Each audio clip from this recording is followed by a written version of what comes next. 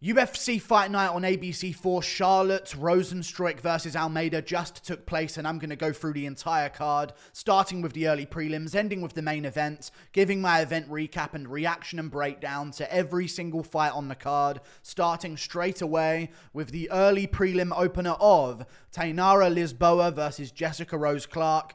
Tainara Lisboa gets a third round rear naked choke over Jessica Rose Clark, who has just had the same problem every single step of her career and doesn't seem to be improving it.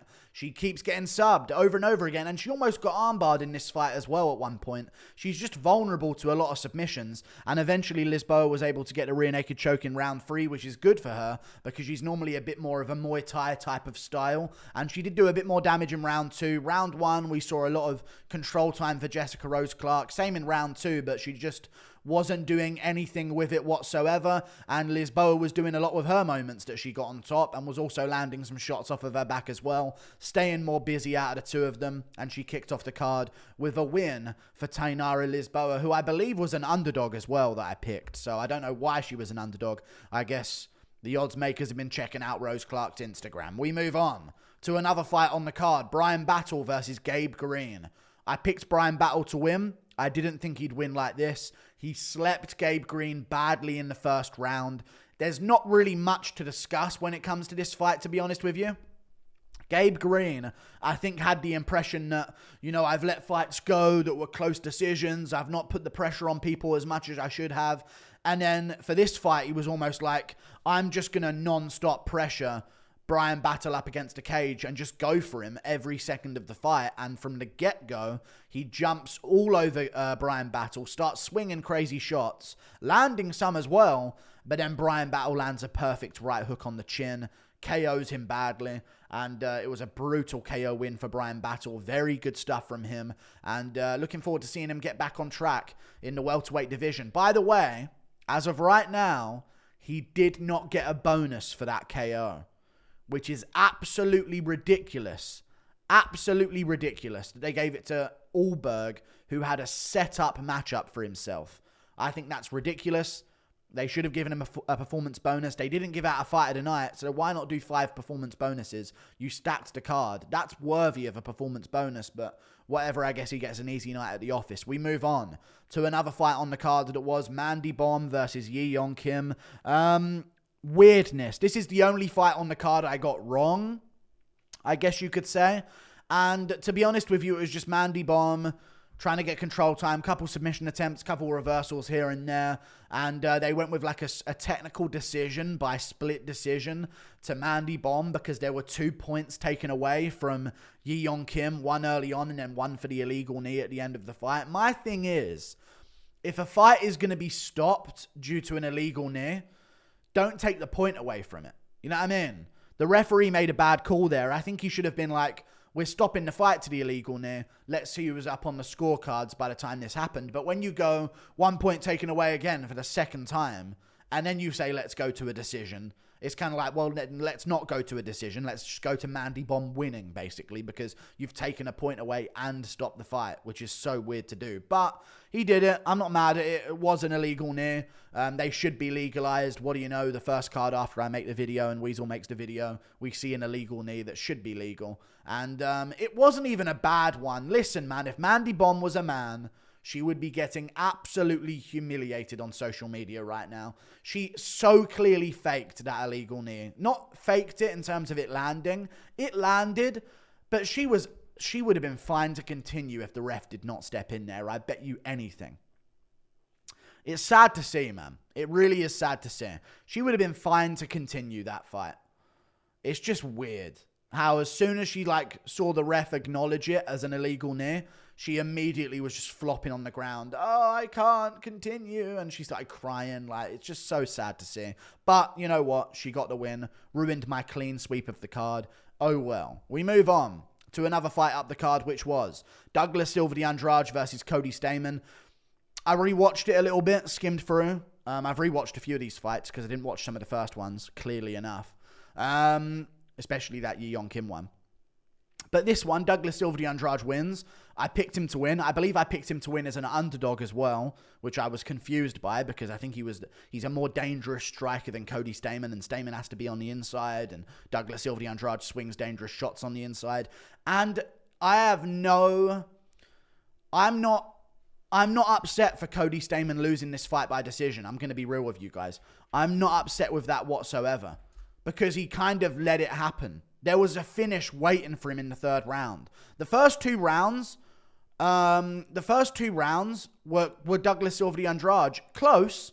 Could have been Cody Stamann, one of them. But I don't think we can really complain about like a bad decision or a robbery here just because Cody Stamann had a good third round, because like he didn't do enough. He just simply did not do enough in that fight. They haven't posted anything about it on social media, so I can't really see how people are reacting to that decision. But still, like, it's just weirdness.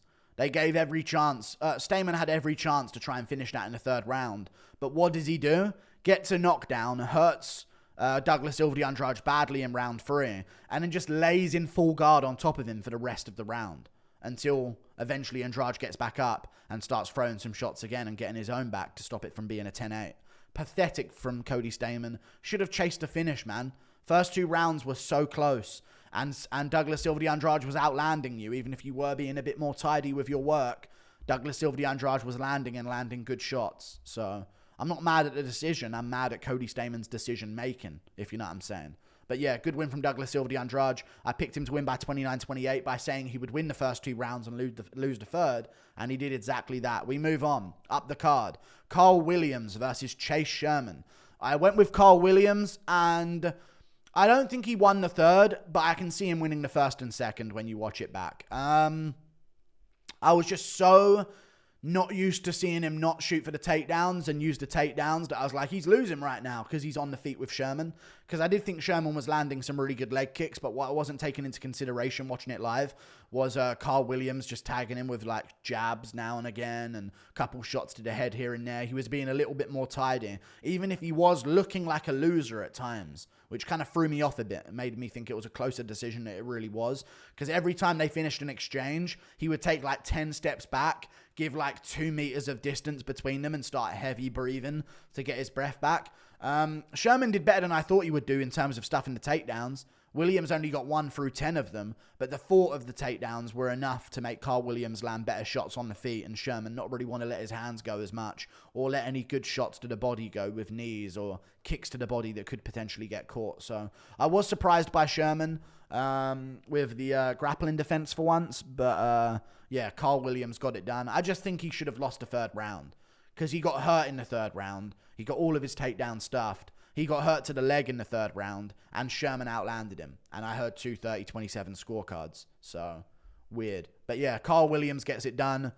Good win from him. Didn't look impressive, but it's heavyweight, innit? Fat fucks. We move on. Up the card to another fight, which was Matt Brown versus Court McGee. I love Matt Brown, dude. I love Matt Brown. He's one of my favorite fighters in UFC history. I always respect Matt Brown, and I picked him as an underdog here. How can you make him an underdog against Court McGee, who's the age that he is, and just got slept badly in his last fight by Jeremiah Wells, out cold? I thought this was a wrong odds, so I went towards Matt Brown as an underdog, and then realized he was an underdog after. I was like confirmed I was picking him. I was like, I'll pick him. I'm not going to take the underdog of McGee. And I'm looking it up as I'm like researching the fight. And I'm like, oh my God, Matt Brown's an underdog slightly. I've got to pick him to win this one. I think he was anyway. And he got a performance bonus, which is really good for him. He basically just sort of kicked the legs of Court McGee early on. Court McGee got a takedown, but Matt Brown was able to work his way back up to his feet. And Court McGee really didn't do anything with the takedown either, other than like knee to thigh a couple of times as Matt Brown was getting back up against a cage. And yeah, we saw Matt Brown keep distance, chop the leg, go to the body with kicks as well, and then eventually land that right hand. I think it was like the first head strike that he threw. Oh, no, it wasn't. He went for 4 head strikes. They might have been in the clinch, though, now and again.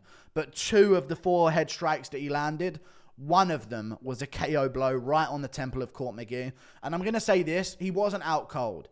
Although it will be seen as an out cold KO, he wasn't. I think a younger Court McGee pops back up and tries to keep fighting after that. I think he got rocked badly, hit his knee on the way down, and then sort of just went, forget it. I'm just going to flop back. I've been rocked badly. I can't fight through this. Where maybe a younger fighter would have tried to get back up, but just my opinion on the knockout. Very good win for Matt Brown. I said he would get a TKO. He got the TKO. We move on. Up the card, Alex Morono versus Tim Means. I said Morono would win by decision. He gets it done by submission with a guillotine choke in second round. I thought Means won the first round, to be honest with you. It was a close first round, but I thought Means won because he hurt Morono at the end of it, and he was landing a lot of the cleaner shots. The live stats said otherwise, and it kind of swayed me a bit. But I did feel like Means had won the first round against Morono because he got takedowns. Although Morono got back up, he got 2 takedowns out of 2 that he shot for as well. And he was doing good on the feet, landing good shots on Morono. Morono's timing seemed a little bit off. He looked like he was having trouble fighting a taller opponent. And then in round 2, Morono starts doing a bit better with his shots, starts landing his straight right hand, starts landing 1-2s coming forward and stuff like that. Means was having some success with his check hook, but eventually in a scramble, Morono latched up that neck and jumped for it. Jumped for that neck, got the submission, and I think Means went for a bad, sloppy engagement to a takedown in like a clinch scenario, and Morono just latched up the guillotine, hands connected, no arm in whatsoever. Got to be a tap from Tim Means there. Tough for Tim Means. He was looking all right in the first round, but Morono gets a finish. So good for him, dude. I like Morono, to be honest with you. He's had a tough career. He's been dealt some bad cards. You know, he had momentum, and then he got dealt Chaos Williams on short notice and got KO'd. And he's had some moments in his career. Like he was beating Ponzinibbio on short notice. Took that fight on short notice, was beaten Ponzinibbio, got chinned in the third. He's always had a problem breaking through. Maybe now he'll get a decent matchup in the welterweight division. We move on. Up the card to another fight, which was Carlos Ulberg versus Ihor Potieria. In my opinion, this was always going to happen. First round KO to Carlos Ulberg was always going to happen, in my opinion. Massive mismatch. I think this was the biggest mismatch of the card, the biggest mismatch of recent history. Why was this fight made? I think Ulberg should be either looking at a Kennedy Nzechukwu rematch now, or should have been looking at like a ranked opponent before this. But instead, we're doing him versus Potieria, who just beat Shogun and then lost before that to Nikolai Negumereanu, who Ulberg just beat by KO. So it's just like, what are we doing here? Poteria's too wild. He's going to get KO'd. And that is what happened. Potieria did land one good right hand, I believe. And other than that, he chopped the legs of Ulberg, but barely landed any good ones at that. And Ulberg was just measuring with his jab, staying upright, keeping his range well, dipping out of the way, seeing what Potieria was trying to throw. And when Potieria missed with that right hook, left hook counter from Ulberg, catches him behind the ear. Perfect legal shot. Puts down Potieria, and then he finishes him on the ground with a couple of shots of ground and pound. Some to the back of the head, but those are legal now, apparently. We move on. Up the card, Ian Garry versus Daniel Rodriguez. Wow. I thought Ian Garry was going to win, but I thought he was going to like pick apart D-Rod to a decision by chopping up his leg and keeping him to the body and jabbing him to the face and just sort of outworking D-Rod as a full, well-rounded striker compared to a boxer that D-Rod is. But Ian Garry had a perfect setup, man. I might make a second channel video on it. Maybe tomorrow I'll make a second channel video on it because Ian Garry conditioned him for kicks coming low, went to the body with kicks, went to the legs with kicks. I don't think he went to the legs. He kept going to the body with kicks, right?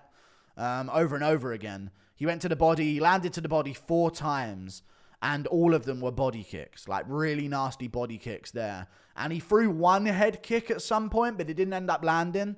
And then he sort of caught D-Rod sort of in a rut of moving his hand down to protect against a body kick that he was going for.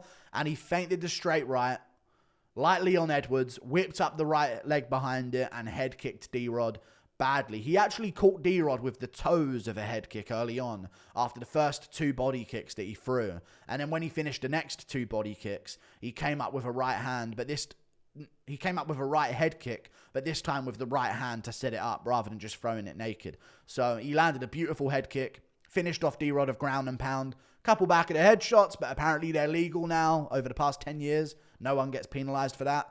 But yeah, Ian Garry gets a first round TKO. Clean work and made it look easy. D-Rod might have landed a left hook at one point as Garry came in, and Garry sort of acknowledged it and looked at him. And other than that, I think D-Rod was just sort of tapping leg kicks at range. But Ian Garry just made D-Rod look easy. And no one makes D-Rod look easy. So he does deserve a lot of respect for that. People say, Li Jingliang was robbed. I think he was. But he still made it a really close decision. You know what I mean? Like, even the people that have beaten D-Rod, like Neil Magny did it off of a mistake of D-Rod in the 3rd round. You know what I mean? Dalby won a robbery decision against D-Rod that D-Rod should have easily won. Other than that, he's beaten everyone else. Schooled Mike Perry. Schooled Kevin Lee. You know what I mean? Beat Preston Parsons by KO, who just had a decent fight with Trevin Giles. Set records against Gabe Green, landed 175 significant strikes in a 3-rounder. Like, he's good. And Ian Garry just smoked him and then called out Neil Magny, which I am absolutely in for because I think that's a very smart call out. And I told you, man, Ian Garry, when he first made his debut, I was like, this guy's never going to be anything. What is he doing? After that 3rd performance that he had, not the one against Song Kanan, the one he did against Gabe Green, I was like, hang on a second, we got something here. Since he moved over to Killcliff and he's been training over there for a long time, he's honed his skills. And he's been training with Leon Edwards at Renegades and then going over to Killcliff. He said he wants to go to Brazil for jiu-jitsu. He said he wants to go over to CKB and train for a bit as well. Like, he's got the mindset of a champion. And the way he's set himself up here, 5-0, now he's going to be making some money, getting a nutritionist on board and stuff like that. Like, he's got to a point now where I'm not saying that he definitely beats Neil Magny, but I think he does win. Not definitely, but I think he does. So if Neil Magny beats Philip Rowe, I think that's a perfect matchup to make. And that fight's happening in June, at the end of June. So McGregor coming back at the end of the year, maybe. Do Ian Garry on that card. That gives him time to improve in the meantime. But very good win. Got a performance bonus as well. We move on. Up the card, Johnny Walker versus Anthony Smith. Johnny Walker picked apart Anthony Smith for 3 rounds. It was very frustrating to watch if you like Anthony Smith and wanted to see him win. I can imagine Bisping wasn't too pleased. Round 1, clear as day, Johnny Walker. I know Smith got a takedown, but Walker actually got back up in that round and got a takedown of his own, I believe, at the end of it. But Smith did nothing with the takedown. And he did get wobbled before that as well. Walker was just chewing up the leg. Chewing up that leg. I said he would in the build-up because he landed a couple good ones against Santos. And that's something that John Kavanagh has brought into his game. A bit of patience, a bit of striking at range with his long limbs that works for him. He was going for double leg kicks and Smith wasn't punishing him for it. Smith didn't check leg kicks, didn't throw when Walker threw double leg kicks off the same side on repeat. I was just like, Smith, what do you expect, man? He's missing a step, Smith. His testosterone's dropped and I don't think he has the grit in him anymore. I don't think he does. So Walker was able to just sort of pick at him. Round 2, closer. Smith had some moments, landed some big shots, but Walker never got rocked and just kept picking at him and slightly outlanded him in round 2. And then round 3, Walker absolutely demolished him. Smith was throwing heat, but you could see there was nothing left in the 3rd. His leg was given out as well. Walker started stomping on it and kicking it harder at some point towards the middle part of the round. There was a moment where Smith was just grabbing onto a single leg, trying to get back into the fight. And Walker, I think, was sparing him from a KO loss. I truly believe that. Because I think Walker could have finished that at any point. Maybe he was overly thinking about the game plan that Kavanagh's telling him of not rushing in, being patient, stay at range, pick your shots, stay safe. I think he easily could have finished Smith in the 3rd round, but he was overly focused on being patient. And also maybe felt a bit of sympathy for Smith as well. In the middle of the fight, Smith was saying, you attacked my family and all this, and he never did. And Walker was like, what? You attacked my family. And then Walker said, what? Just didn't understand him. Why is he saying that? Maybe Smith was trying to pump himself up a bit and have an epic moment, but he just had nothing for Walker, man. Walker destroyed his legs, picked him apart at range, and then beat him up on the ground as well. So, good job by Johnny Walker. Good performance. Not crazy impressive, but him versus Pereira in Brazil would be great. We move on to the main event, which was Jailton Almeida versus Jairzinho Rozenstruik. I said this in the build-up. These fat old men at heavyweight cannot grapple. Simple as that. They cannot grapple for the life of them. They can't do it. Their legs are right together. You need a Blades, Aspinall, Volkov, someone in the top 5 to beat Jailton Almeida. It ain't happening outside of that at heavyweight. And he's not even a heavyweight. He's 230-something pounds, which is a heavyweight, but I could easily see him cut into light heavyweight. He was a light heavyweight originally, but I think he thought to himself, hang on, I'm ragdolling these heavyweights. They have no idea what a double leg is. These guys have like black belt in jiu-jitsu, and they don't even have a guard game at all. I'll destroy these guys. So we see Jailton Almeida just absolutely dismantling people at heavyweight, and he's going to keep doing it until the top 5. So we'll see what sort of matchups he gets next. But yeah, Jairzinho Rozenstruik stuffed the early takedown. So good job there from him. He didn't land a significant strike, apparently, according to the stats. 0 of 2. 3 total strikes with little slaps from bottom position and elbows and stuff.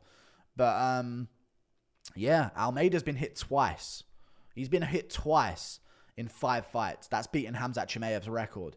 Crazy effective techniques from Jailton Almeida. Shooting a double leg. He got stuffed early on the takedown. And maybe that's somewhere where an Aspinall on the way back up will be like, knee, elbow, punch, punch. But Rozenstruik was too fat and patient. And he was fat. Like, he's just so fat and out of shape. And just an NFL reject or a rugby reject. That's all these heavyweights are. And then Volkov's an NBA reject, I guess. But either way, that's what I'm talking about. Jailton Almeida got it done the way I said he would. Finish in the first round. Got a performance bonus as well. And Rozenstruik just... When Almeida shot the takedown, I swear to God, Rozenstruik was doing a Darren Till impression. Jairzinho, the Penguin, was literally heel to heel. Stood with his legs right together in the middle of the octagon. No shit, you're going to get taken down, dude. You're going to get scooped up doing that. Even if you are 30, 40 pounds heavier. You can't stand with your legs together. My God. I love Jailton Almeida. He's a great fighter. He's on the sauce. He's a lab experiment. Let's be real. But I'm more just disappointed at heavyweight that they're just letting him do this every round. It's so weird how none of them have seen wrestling before. And it makes me think more and more.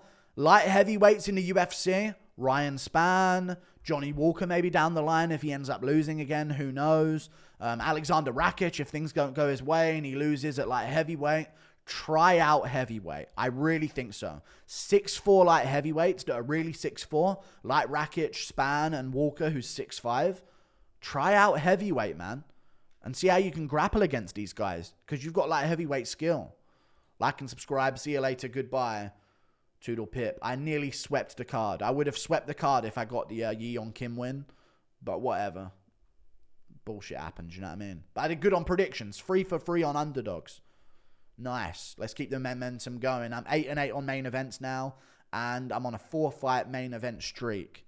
3 underdogs before this one. And then a favourite this one. See what happens in Dern versus Hill. Goodbye.